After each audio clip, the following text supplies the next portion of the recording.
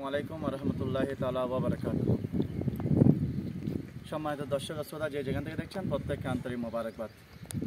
আমরা সবাই জানি, আমরা সবাই আল্লাহর বান্দা, রাসূল করিম সাল্লাল্লাহু আলাইহি ওয়াসাল্লামের উম্মত।